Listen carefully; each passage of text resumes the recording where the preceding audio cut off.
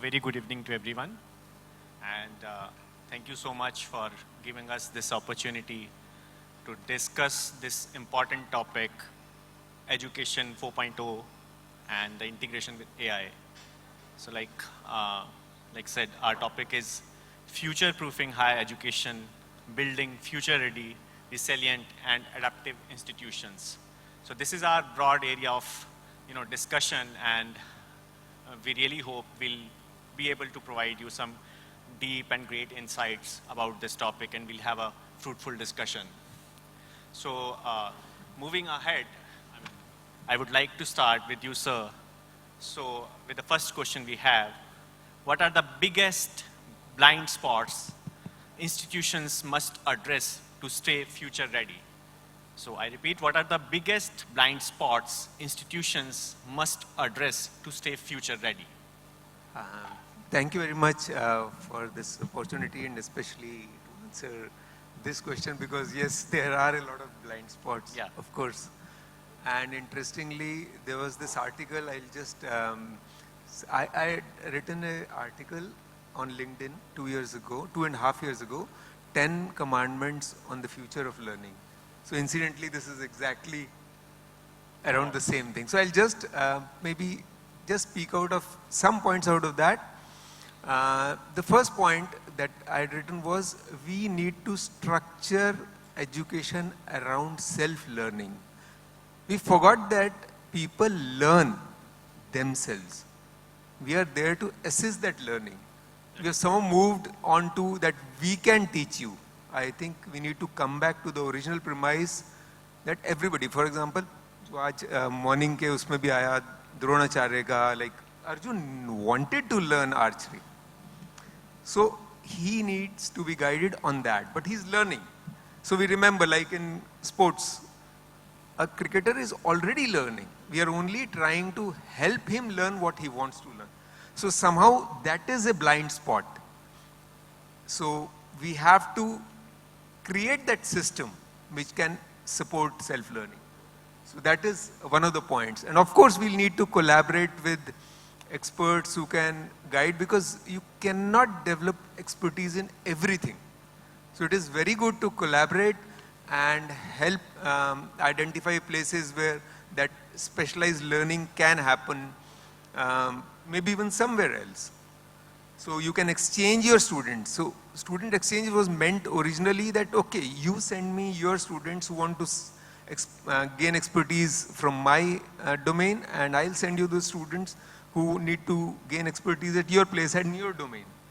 So that is how we need to restructure. That is a blind spot still. And mentoring needs to increase a lot. Now, I'll just briefly touch upon one word which we have kind of misunderstood. There's something called assessment in universities, right? Assessment is a very misunderstood word. It comes from Greek language. To assess means to sit with. So we need to sit with students and explain them their gaps.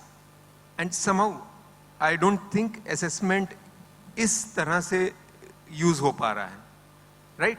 So I can go on and on. There's so many points, but we can come back to it so that we can have more discussions. Yeah, I completely agree. As rightly said, I mean, one of the biggest blind spot, as sir has mentioned, is like the personalized education. If I'll summarize your context, the personalized education, and where I see the usability or the utility or the application of AI. So if we speak about our students, or if we speak about, yes, we are doing something different. So what is that different? The one big difference, it could be the personalized education. Like the morning, the example was given of Pandavas and Dronacharyas. So Dronacharya was one guru, but there was a personalized education for every of its pupil. So that's why I think it's a biggest blind spots till date. I mean, we are having like 100 odd students, 200 odd students in classrooms. But what is missing is the personalized education, where I really feel that this technology, AI, can really help us. Moving to you, sir. Very well put up. So I think my point here is basically we lack experiential learning and project-based learning. In most of our universities and in higher education setups, it's primarily that rote learning is still the key. So what is happening, what is required in the field doesn't commiserate with what actually we teach. So I remember I happened to be curriculum faculty in PEC Chandigarh, since PEC is my alma mater, and I still saw that mathematics kind of thing coming up. We have 4 semesters in mathematics, which have not done anything good to us till now. So my surmise is that experiential learning, where actually workforce knows what actually has to be done, and basis the concepts are taught only basis what has went wrong and what has went right. So I think most of the time what we are doing actually in higher education setup, we have those books which are published since time immemorial, and it's more of CTM kind of practices which we are doing. So we need to curb that. So this is one thing which is coming foremost to my mind. Even as a career coach also, I happen to be a career coach. So most of the times when I assess students, so they tell me they want to go in aeronautics, or they want to pursue a particular field. But once they are pursuing a project-based learning in a university, or they are doing some internship project, so they come to know that okay, this field is not meant for them. So this is one pitfall in my opinion. Yeah, rightly said. So other blind spot we can see is, as rightly mentioned, the rote learning. So we need to move out from this pattern, although in some sense it is essential in some cases, but we need to move forward from this. Reason being, see, it was said in the morning that there are 4 eras of education, 1.0, then 2.0, 3.0. Earlier, the education was focused on the, this information passing. Now we have the information, we have the resources. Now what is required? The student can learn a lot of things from online platforms, from online books, everything is available. So, I mean, this rote learning pathways are, getting obsolete in some sense. So as a teacher, what need to be developed, what need to be focused right now is, I think it's critical thinking, creativity, emotional intelligence, and leadership skills. Yeah, moving further.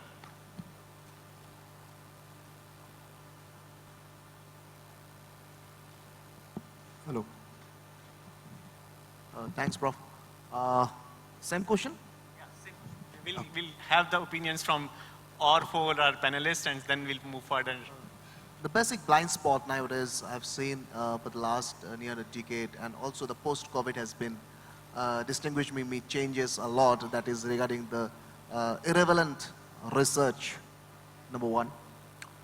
There is just going to a irrelevant scope of research gap for the faculties. There is a gap regarding the faculty's upgradation. Why I will talk with the students every time? I should a little bit talk with, as I am a faculty, I maybe have some gap. As I am a faculty happens, irrelevant research. This should work simultaneously to make the own disinfect, much more upgrade our nature to build some of the best quality education, what we are thinking. Number 3, underdeveloped digital infrastructure from, I think, 2020 or more than that. I think today in the morning, some of the professors told that it is from 99 or 2000, EI has been started. Till now, India is underdeveloped by digital infrastructure. That's bitter truth.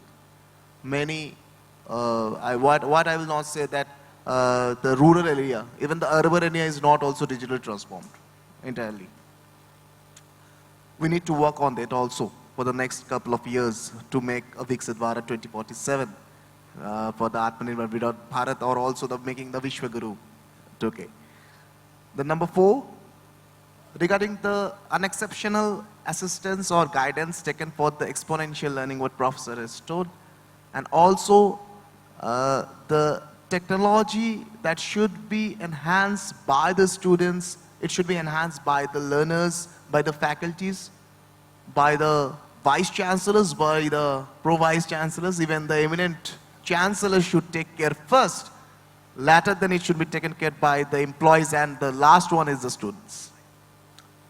These 4 things point up forward. I would like to add one line over here. So instead of like why to use a tool rather than how to use a tool. Hi, good evening. Happy to be here in the presence of a very distinguished audience. I come from Jio, so I'll bring in a bit of a telecom tech perspective to the entire future of education. Now, the way we see it, and we have about 12,000 colleges where we work with across the country. One big gap that we see as a blind spot across institutions, a lot of institutions still believe what has worked for me so far will continue to work for me in the future. And typically tech, and especially the tech where the world that we are living in now, it just doesn't work like that. Every 3 months you have an upgraded version of AI. Every 6 months you have new tools coming in. And so that mindset needs to change. A lot of institutions, while I'm hearing a lot of speakers talk about student engagements, about academic curriculum, but where we are missing out is we still think a digital infra is more a utility rather than a strategic asset. The day you start thinking of digital infra being a strategic asset, your institution future readiness thought process changes. You know, the students which are getting into the colleges now are actually digitally native. It's like they learn tech in kindergarten and they teach tech to all of us. Their expectations are changing. They want everything seamless. They want everything on demand. They want everything mobile. Are we ready? Is my institution ready to get into that world, or is that still a blind spot for me? And the third most critical thing, a lot of institutions will spend money on digital infra more as a one-time exercise. You know, institutions, all your institutions are growing every year. The student intake is growing. Your institutions are moving from a classroom model to a hybrid model to a remote learning model. Right. Are you scaling up your digital infra, or is it still a utility-based item? I have budget this year, so I'll spend. I don't have budget this year, so I can't spend. Are you looking at digital infra as a strategy or as a utility? Is it a differentiator, or is it just I'm catching up? Now, those are some questions which I think all of us in this room need to ask ourselves. Am I building a future-ready institution? Yeah, right. Clearly connected with our topic, because you connected with our third question, which we'll probably take later on, that how the structural changes have proven effective in improving the institutional adaptability. Anyhow, very well said, sir. So moving further to our next question, to you, sir. How universities are training their faculty members to adapt constant technological evolutions? Constant technological? Evolutions. Evolution. Okay, I'll first start with a kind of an example. Like suppose I want to learn how Virat Kohli bats and performs and prepares on the field. So मेरे पास 2 choices हैं. Most of the people will use the first choice. मैं विराट कोहली की एक workshop या FDP रख दूंगा. क्या हो? Come and train my teachers, right? But I think the better way would be कि RCB join करूँ. विराट के साथ रहूं कुछ देर. Maybe I am a player in the team, or I am not a player in the team, but I am part of that setup. I prefer this method. So now I'll draw the parallel towards university education. So, for example, like currently we are teaching a course in animation for PEC because उनकी specialization animation नहीं है. So that allows the faculty to interact with us, and they also get to learn. Instead of just doing a FDP फिर वो आगे deliver करें, which will be फिर below par हो जाएगा, because in 5 days they will not be prepared for the full term. Or similarly, like 3 of us experts in UX UI design, we came together and we formed a program called MA in UX design in Russia. This is a leading technical college university in Russia. So I am part of the delivery team. And my incentive is I'll get to learn from those students.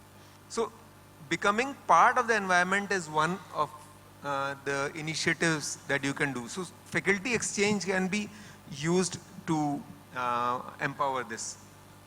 More than FDPs. That's what my take is. So, yeah, rightly said. So, like, the environment is changing. So, along with all these traditional approaches like FDPs, workshops, conferences, so adapting that change will be possible if we live in that, within that environment. change, with that environment. So, Gee. rightly said.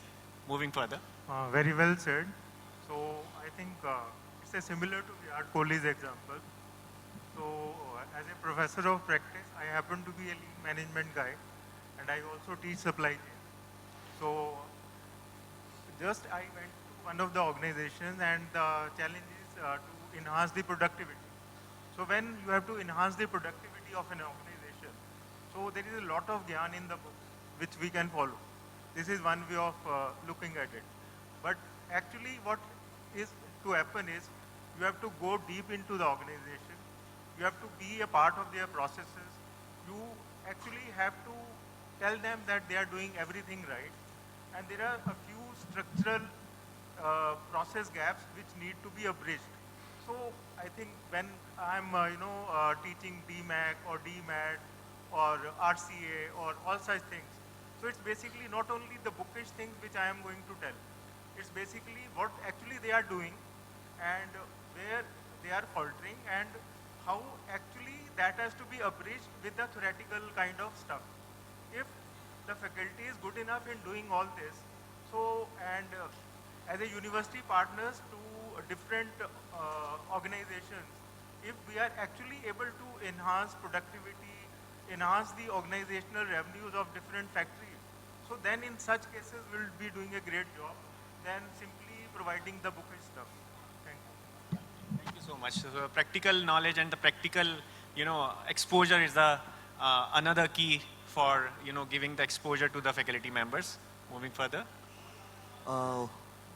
It has been seen for the past few years regarding the gap of the faculties and the faculty should upgrade or everyone should go ahead. I think the best scenario, the government of India, Ministry of Education, start the professor of practice. Means a person coming from the industry can join the faculties. All researchers are not good professors. All professors are not good teachers. All teachers are not good administrators, and all administrators are not good researchers. Everyone has its own key responsibility areas. Someday a professor came to learn to give a lecture to the students. That doesn't mean he's a scientist. Right. A scientist can be in the science lab. Okay. I think day before yesterday I think on a LinkedIn post, one of the person has written that after completing my PhD, why I will give so much of interviews because I've cleared GATE, CAT, NET, everything. The main basic things is that right now the fresh PhDs coming from the CFTIs or world's top universities, they are a good researcher, but they cannot be a good teacher. Right. They need to know the classroom-based programs, they need to know the environment of the classrooms, they need to know the students' thinking, they need to know the students what they wants to have in that 2 hours or 3 hours of journey. Because I knowing that 2 hours of journey means he or she has been contributing or sacrificing or compromising his best moments, okay, to get something built, okay. So the fresh PhD candidates, the fresh PhD faculties, okay, who joined recently to the universities, they think they are big enough, a good researcher. I should say I am also in faculty, PhD, my final year PhD is going on, and I am also into the academics for the last 10 years because I started with at the age of 20, 24. I should say the PhD students or the fresh PhD candidates or graduates, if you come to the university, please at least for 6 months, trained yourself to be a good teacher. If you're joined with GATE, CAT, MAT, ZAR, whatever, please train yourself that how to be a good teacher, how to deliver the exact delivery of the academics, okay? I have seen many of the faculties, received the best thesis award, but don't know the foundation of the programs. Right.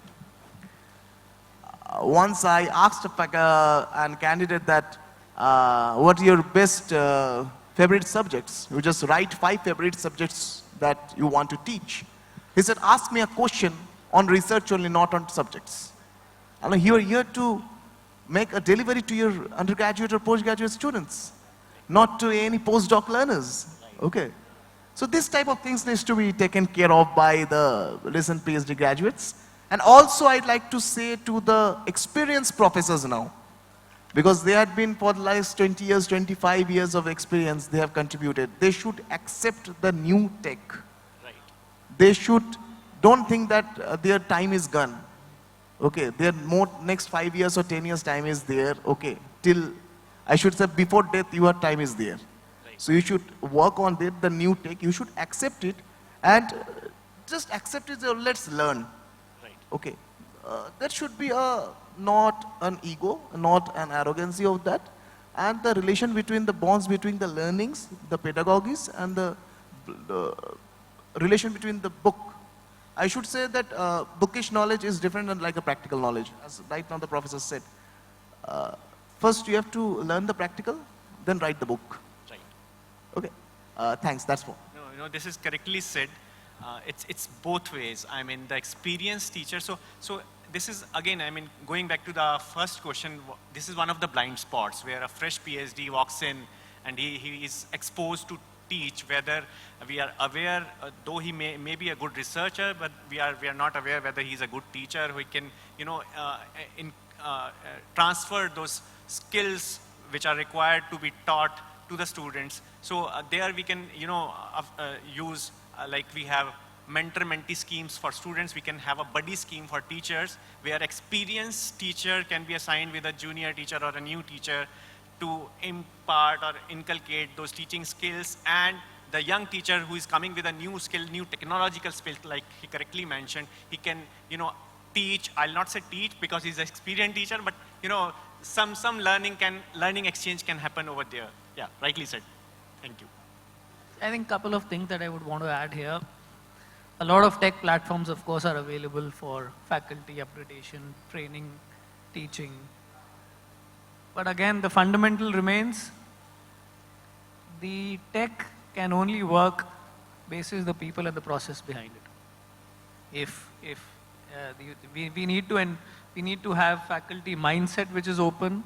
I mean, we are all academicians, learning mindset. And till the time we don't have a digitally savvy mindset in our faculties, whether it is the senior leaders or the new blood which is joining in, and that agility mindset, we will always struggle with this, because like somebody said, I have all the platforms available in my university. I have Coursera, I have Harvard, I have LinkedIn. But at the end of the day, somebody needs to use it, somebody needs to take advantage of it, and then derive the maximum benefit out of it so that the standards of education can improve. Now, how do you ensure that? You can do a bit of screening, but do you have a kind of a lifelong skill development program at a faculty level? We generally talk about it at a student level, but do we have a lifelong skill development program specifically when it comes to tech for our faculty members? I think that's something which I believe future-ready institutions will have to ensure if they really have to be ahead of the race. And one of the panel discussions, they talked about tariffs and Harvard admissions going down, and we need to create our own Harvards in this country. How do we do it? Till the time we don't invest in anything which is not going to be future-ready. Right.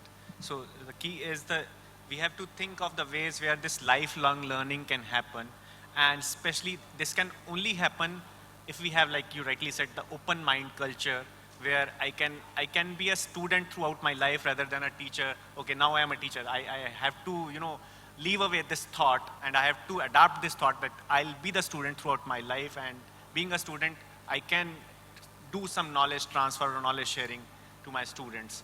So I would like to, mention this technological change. Most of my family members are in the banking sector, so now all of them are retired. So in early 2000s, they were forced to adopt this computer-based banking system, CBS banking system. So even my father, my uncles, they don't know how to, turn on the computer. But now you see all these tech transformations, all these technical adoptions, they have, adopted at their age when they were at the edge of their retirements. So some kind of enforcement will happen. I'll not say rather, we need so much of the enforcement, but if open mind learning is there, so all these technological innovations and adaptability can come along with that. So I would like to go to my third question, and I would like to, start this question with you, Kapil sir, because you have already, put some light on this. So what structural changes have proven effective in improving the institutional adaptability? I'll relate this since I come from a corporate background. I'll give an example of a corporate. Right. Last 10 years in the corporate world, we have seen a change. 10 years back, the sales marketing leaders would rule the board, would rule the boardrooms there. And whatever they will say will get done because they were the ones getting the business. Then comes the CTO, the Chief Technology Officers, because suddenly tech comes in and the entire business model transforms. And then you say, I don't need a chief sales or a marketing officer so much, but I need my tech guy to be the best because my business model is transforming. And today, the tech guy is out. Today, it is the chief digital officer who's now come into the picture, and he is the one transforming the business model. He is the one transforming the way business is being run at corporates. Future-ready institutions, I see this similar pattern happening. We need to have a strong chief digital officer kind of a department which will lead your tech innovation journey, which will lead your future readiness. So the bigger institutions, of course, can have it in-house, and the medium-sized, smaller ones will have to build those strong partnerships with either tech telecom companies, because those are the guys who can help you walk this journey and make your institution future ready. So it's a call which all institutions will have to take, whether you do it in-house or whether you get into a strategic partnership. But one way or the other, if you have to get into the future world, you'll have to prepare yourself for the digital journey there. Right. So it's time to, onboard some chief digital officer. Absolutely, absolutely. The sooner the better. Otherwise, we'll again be just running the race and being left behind there. Rightly said by Mr. Ambani, the data is new blood. Over to you, sir. Thanks. Over to last discussion, as Professor said. I'm sorry, you are not a professor, but I think you're a professor, and you will be a professor because you are sharing some knowledge to us. The future ready, he has said, the future ready institution. It's been 5 years of new education policy, NEP 2020, in the month of July. So after 5 years, we are again telling we are future ready institution, we'll do the future ready. I think it will take next 20, 30 years to be a future ready, okay? Because myself, is not accepting the adoption of changes. Why? Because there is some agile governance model, hierarchy issue regarding the institution, changes of institutional investors, changes of decision makers every time, every month I have seen. I have gone through, many of them have gone through. The investors are ready to invest. The many of the institution, financial institution, manufacturing institution, they are ready to invest in the education sector. The main problem is this, that the education sector is not accepting that changes what the industries wants. We always had a discussion, industry, academia, industry, academia. My dear friends, industry is ready. They are ready with the syllabi, they are ready with the curriculum. Please change your curriculum first. Right. That's the bitter truth. I don't want to change my curriculum because I have to work hard to make a curriculum change. I have to go with the board of studies, go with the academic council, again change, demolish the lab, upgrade the lab, which use investments, lack of raw materials, lack of time. Okay. Right. Faculty hiring, because right now the best thing I want to say that the most easiest job to get a faculty job. Right. Because every month you can get a faculty. And every month also you can get a decision maker also. That is very easy nowadays. It's bitter but truth. Yeah. So this is this type of things, this type of issue. So this is the reason it has been conveyed much more framework. Okay. Also the bad investments, I should say, the institution is going nowadays. Okay. We went to, I still remember it's been 13, 14 years before or 15 years. I was also an alumni of KIT Bhubaneswar. So we went to coal power plant, okay, for the training, okay. Trust me, I don't trend. Even my friends don't trend there. Okay, we went for a picnic. It's not a program. Even till now, till date, the next generation students, okay, I should call because I'm a Gen Z manager, okay. So my team is of Gen Zs, okay. I'm a millennial, but my team is Gen Zs. Gen Zs don't require this type of things, okay. They are thinking the capability is something different, okay. The Zen Alpha and Zen Beta is coming.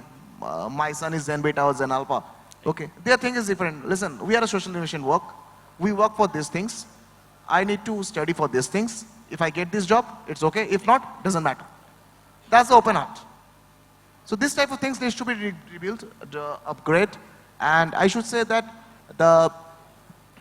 we all are sitting in these rooms for last 7-8 hours, and we discussed. We go back. We do networking. We do PRs. Okay. The ultimate thing about I've seen that I can say a bitter truth. The next 5 years is very crucial to all institutions of Tier 2 and Tier 3 in this country. Either change or close. Nothing more, nothing less. Thanks. Thank you. Thank you so much. Over to you, sir. So very nicely put up. I think I start with, we all live in Bukka's world. So volatile, uncertain, complex and ambiguous. So till the time we are flexible in our curriculum, as rightly put up by my colleague, so nothing can be done. So we are actually, and I think we must appreciate the government. They have already started steps in the right direction. NSQF has already done many job-centric courses. So I think right till 10th itself, you have plumbing, you have beauty and wellness. There are many things which are already happening. So I think these things, why they are not transcending at higher education level is $1 million question once again. Because when we see CBSE or the NCRT, so they are propagating all NSQF stuff. And so I think the idea is basically that our people should be job ready. The workforce has to be job ready. And if the workforce has to be job ready, even the faculty and others, so they need to be flexible. So whatever curriculum which is being taught in the universities and all, so that should be giving the jobs. So what kind of, let's talk about 21st century skills, which are actually helping us getting the right jobs. New age careers, so we say there are many new age careers, but do we at university level imparting those necessary skills, as rightly mentioned earlier, critical thinking, problem solving skills and all that. So that till the time we are not actually flexible in our curriculum and the experiential learning is not to that level. So I think the adaptability to the changes in curriculum has to be in alignment with what present jobs require actually. So if we are aligned to that, then I think it's good enough. Yeah, right. Rightly said by you, sir. I think the answer lies within the question itself. It says, changes, and it also says adaptability. So it lies within the question. Over to you, sir, for your remarks. I like to say that it's really critical to think about creating thinkers. Ji, I'll keep it very short. I know the time is moving. And I want to give actionable points only instead of theoretical discussion. So right now, just 3 actionable points. One is if a university can have a CXO, Chief Experience Officer, that will help a lot. That will be a structural change. Second is, can we shift from classroom to cohort-based learning? Now, cohort is non-competitive, supportive of each other.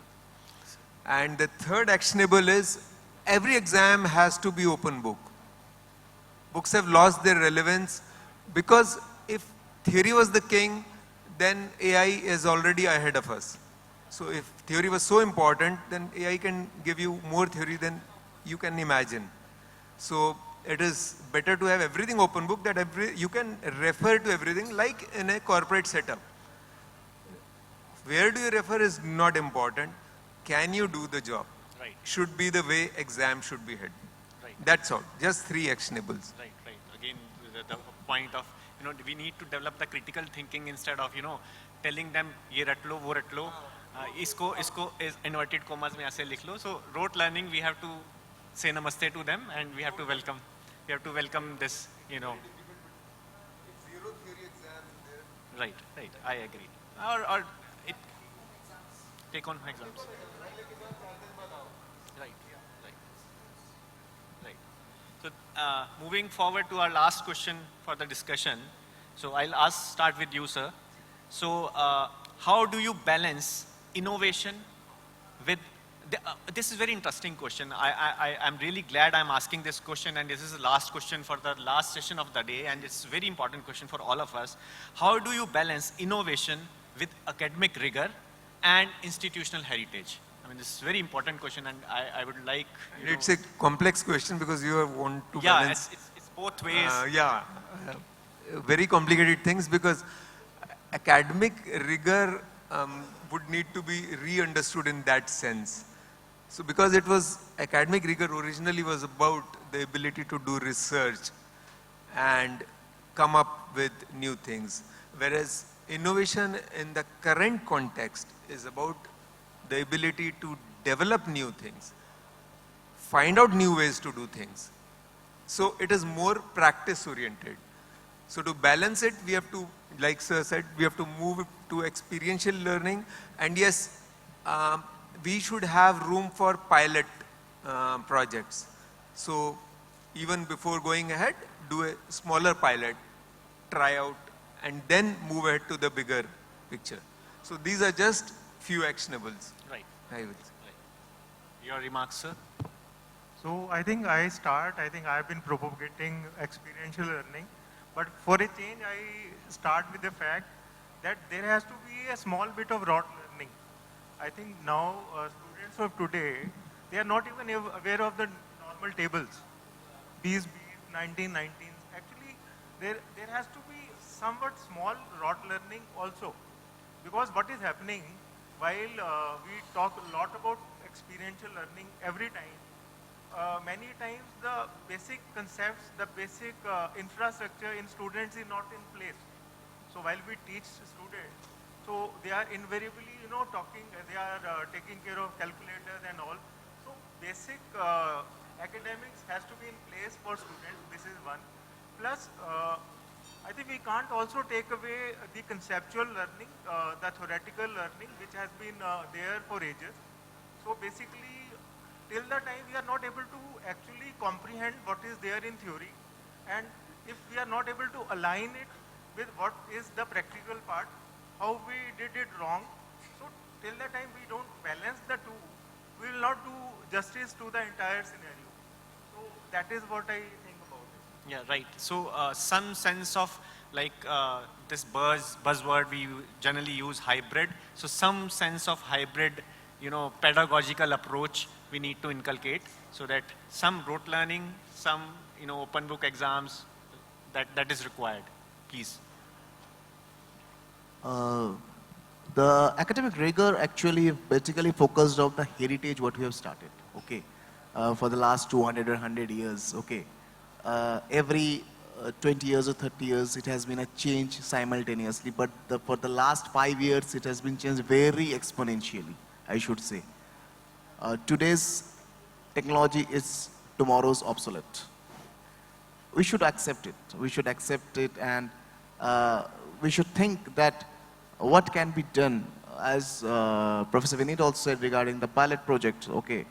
Pilot project is really much more required in this present scenario. Also the cohort-based programs, term-based programs, because Indian heritage, the scenario, the model has been failed. We don't have to equate for the European model culture, okay. If we are welcoming foreign universities, higher education institution in India, they will not change their curriculum, they will not change their pedagogy. Always remember, we have to change to make them successive with their institution for working culture. They are here. I just recently said that one of the good private universities coming from UK, right? Towards south in Bangalore, they will be established by next year. And I've been talking to some of the professors over there. No, the entire culture of our universities will be same that will work in India. Your heritage, your culture will be not accepted by us. We'll only use your students to give the opportunity. We only use your staffs, your local vocal staffs to give the opportunity, that how the person not to go to UK, they can have the learning pedagogy or learning technology or the stats to be here in that particular city in the India. They will not accept the old age, I should say that Vedic programs or like that, like 200 years, 300 years of civilization. They will only accept that what they are doing in Europe, what they are doing in UK. Only, obviously, they will give you one as a token of appreciation, one elective courses, the heritage of India, not more than that. I am guaranteed. That's all the rigorous academic can be pursued. Rightly said, rightly said. Your view on this, sir? I just had a couple of points. So I'm a big fan of the Indian education system. I mean, I believe our education system is among the best in the world. The kind of bright minds that India has churned out, very, very few countries have been able to match it. And globally, organizations today, you look around, a lot of them are being led by Indians. So, I mean, I'm a big fan there. So I would always be like, and India as a market, we have always created our own business model, our own ecosystem. What works in Europe, what works in US, doesn't work in this country. Right. I come from a industry telecom, which is, we are the lowest cost operator in the world, and we have the biggest global telecom operator in the country. So we will make our own path.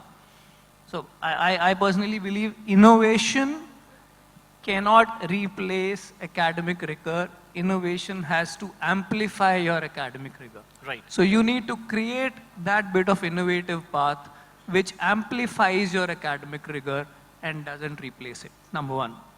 Number two, as you get into the innovation path journey, start small.